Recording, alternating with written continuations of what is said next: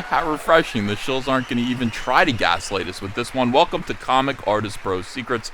I am Ethan Van Sciver. We're on MovieWeb right now. Checking out the news, the Wonder Woman 1984 is now IMDb's lowest rated DCEU movie. Patty Jenkins' failure with this one is complete, as well as HBO Max, Warner Media. Now, that's not to say that this movie isn't doing business. It actually is. HBO Max experienced a really, really big weekend of people staying home and using their streaming service. So that is great. The problem is, even though they are using the streaming service, some for the first time ever, and that's me too. I used my HBO Max for the first time. We didn't necessarily like what we saw. Suicide Squad, remember that?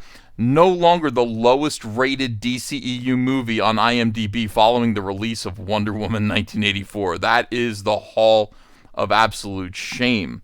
And by the way, there's an article on Bleeding Cool right now in which comic book pros for DC and elsewhere are all kind of espousing similar positions about this movie. That doesn't really happen very often.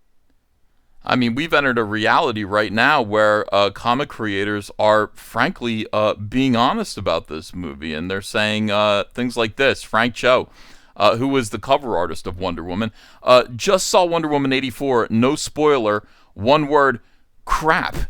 Crap from Frank Cho. That's what he had to say about it. Mediocre story combined with many leaps of logic, forced emotional situations, terrible acting, and poor general narrative storytelling. One of the worst movies ever made. Now, one of the worst movies ever made?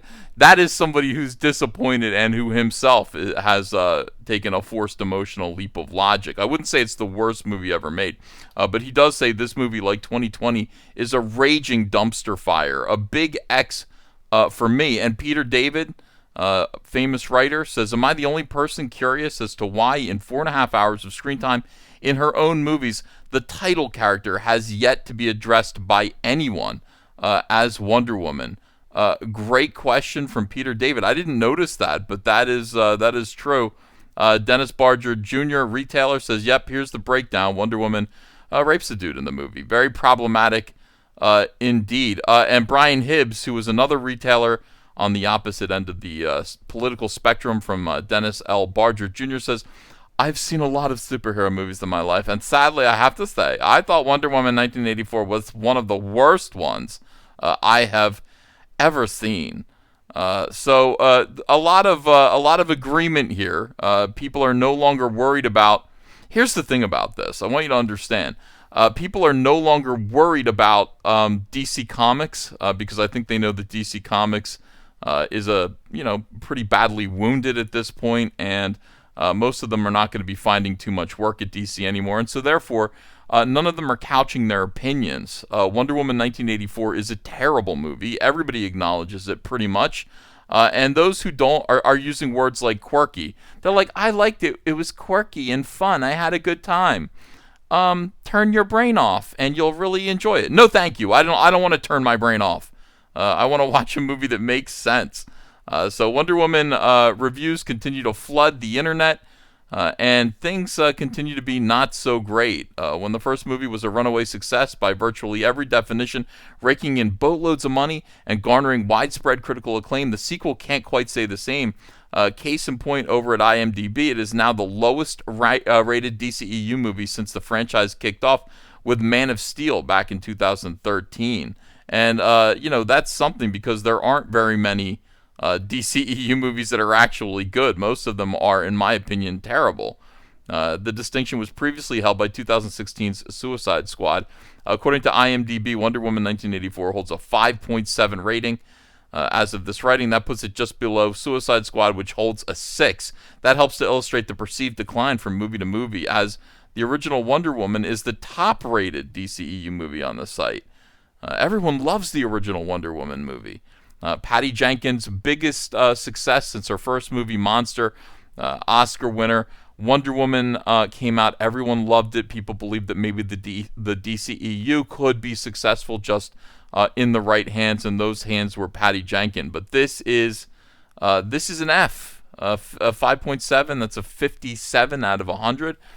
That's an F. I'm pretty sure in most schools that is an F. So Oh, and so there's some discussion about what project Patty Jenkins is going to jump to next. I mean, Hollywood still wants her. Certainly, Wonder Woman 84 is a flop, but most people are going to look at that and kind of say, we're going to give you a mulligan on that. That has, we don't really know how it would have done, at least financially, at the box office because of COVID. So let's pretend that this movie didn't happen, even though most of the problems with the movie seem to be the critical reactions. So Patty Jenkins still very much in demand, and the question is, what is she going to do from here? She's got two projects that we know of that are pretty big. One of them is Wonder Woman 3. I can't believe they're making a Wonder Woman 3, but look, they made a Superman 4 back in the 1980s, so let's keep pushing this and see what happens. I think that's the way it is, right? They do 4 movies, and the last, the third and the fourth are the worst. If you look at the Superman franchise from the 1970s and 80s, and then also the Batman franchise from the 1990s. And then it gets intolerable and we cancel it for a little while. So, the Wonder Woman 3 not holding out much hope. In the meantime, what is she going to do next? Rogue Squadron, a Star Wars movie that got announced. Very little fanfare because there was so much stuff that was announced all at once by Disney. And people are kind of like, focused more on Wonder Woman, I think. But Rogue Squadron is Patty Jenkins' turn at Star Wars. She says her father was a fighter pilot. She's always wanted to do the perfect fighter pilot war movie, and then here comes this Star Wars movie where she gets to do a lot of stuff about X-Wing fighters. She made a nice little trailer of herself on rollerblades talking about her life, and then walking with a fitted, I should say nicely, X-Wing pilot costume, uniform, and a helmet as she walks towards a CGI, I believe it was CGI, X-Wing on the runway.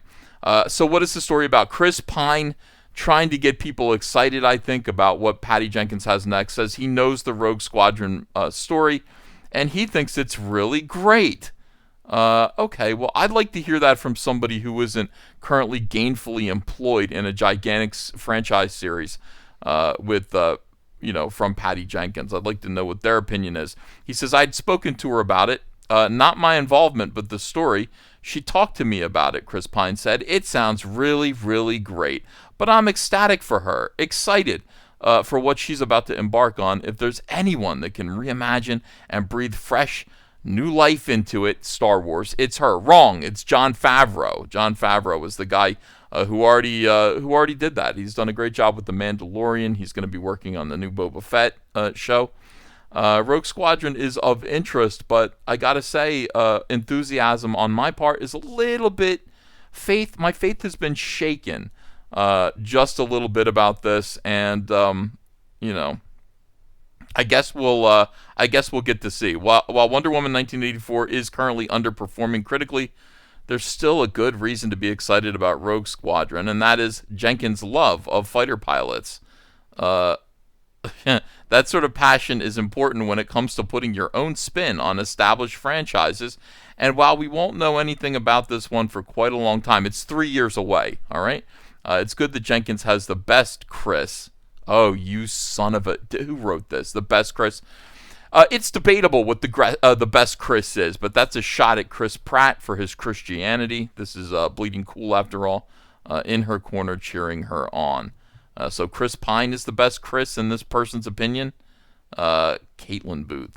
Oh, yeah, Caitlin. All right, let me know what you think about this. Are you still anticipating Rogue Squadron with enthusiasm?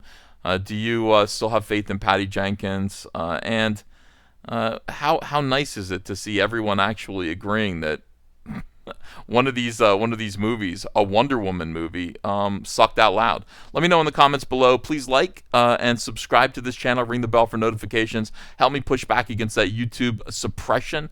I appreciate you. I love you guys. I read all your comments, and I will be back with another video a little bit later today. Bye.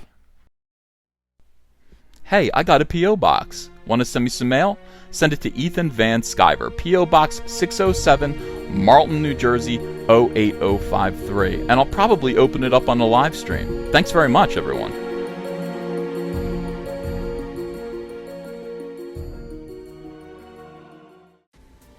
Hey, you want to follow me on Twitter? Are you sure? Well, if so, I'm at Ethan Van Sciver. That's at Ethan Van Sciver. See you there.